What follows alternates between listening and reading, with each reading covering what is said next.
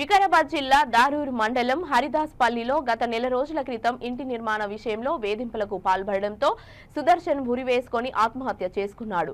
సుదర్శన్ ఆత్మహత్యకు కారణమైన నిందితులపై చర్యలు తీసుకోవాలని మృతుడి కుటుంబ సభ్యులు పోలీస్ స్టేషన్ చుట్టూ తిరిగినా పట్టించుకోవడం లేదని ఆందోళన వ్యక్తం చేశారు. ఇంటి నిర్మాణ విషయంలో రాజేందర్ రెడ్డి, హర్షవర్ధన్ రెడ్డిలు వేధించడంతోనే మా నాన్న ఆత్మహత్య చేసుకుని నెల రోజులు దాటినా నేటికి నిందితులపై చర్యలు తీసుకోవడం లేదని ఆరోపించారు.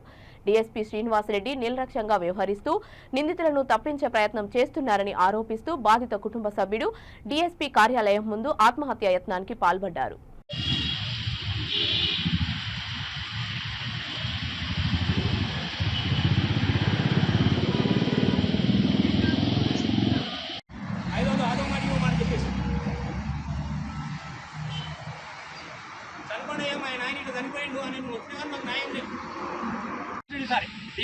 మాకు ప్రాణం పోవడానికి నేను ప్రాణం పోవడానికి ఇడికే ఒక ప్రాణం పొడగొట్టింది సార్. మళ్ళీ ఒక ప్రాణం పొడగొట్టడానికి ప్రయత్నించిన వాళ్ళు నేరస్తులు ఎవరైనా చూడండి ఇప్పుడు బయటగా ఈజీగా తిప్పుతున్నాడు కానీ అరెస్ట్ చేస్తలేడు సార్.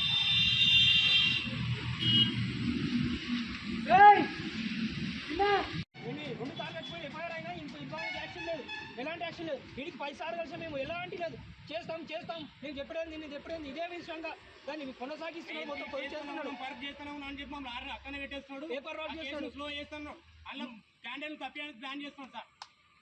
కొనసాగిస్తాడు నేను చట్టపరంగా ఆరోపించిన నేను చట్టపరంగా పోతాను. మా సాహుకారమే న్యాయం చెప్పేది MRO Rajender Reddy secretary government ఆఫీసర్లు అందరినీ అండ్ డిఎస్పీ సార్ ఇట్లా దాన్ని నెగ్లెక్ట్ చేస్తున్నాడు. దాన్ని చేస్తాను అలా చేస్తాం ఏ న్యాయం జరగలేదు. దాని గురించి నేనెందుకు బెదిరించాను సార్? మీరు బెదిరిస్తున్నాను. ఎన్నిసార్లు వచ్చావు సార్ చేస్తున్నాడు సరే మీ ఫైనల్ చెప్పండి. మా గంటకి అడ్డగిలా చెప్తున్నాను ఇంకా చేస్తున్నాను అంటారు కానీ సాధిస్తారు కానీ మాకు పరిష్కారం చెప్తున్నారు కదా. ఏదట్లేదు సార్. ఇప్పుడు మా నాయన చనిపోయి ఇట్లా తీసుకోపోయి దానికి అరెస్ట్ ఏనాట్లేదు మరి వాళ్ళని లేకపోతే మీ క్యాష్ వాళ్ళు గీసాలని అడ్డగిలా కాపాడుకుంటారు. రాజేందర్ రెడ్డి వాళ్ళందరూ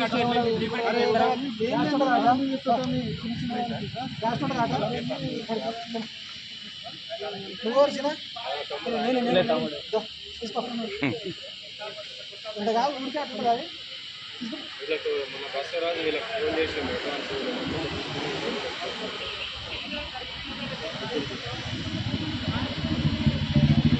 చెప్పడానికి ఉంటే ఇప్పుడు నీడెత్తుకుంటుంది బాబులను తీసుకుంటుంది కదా.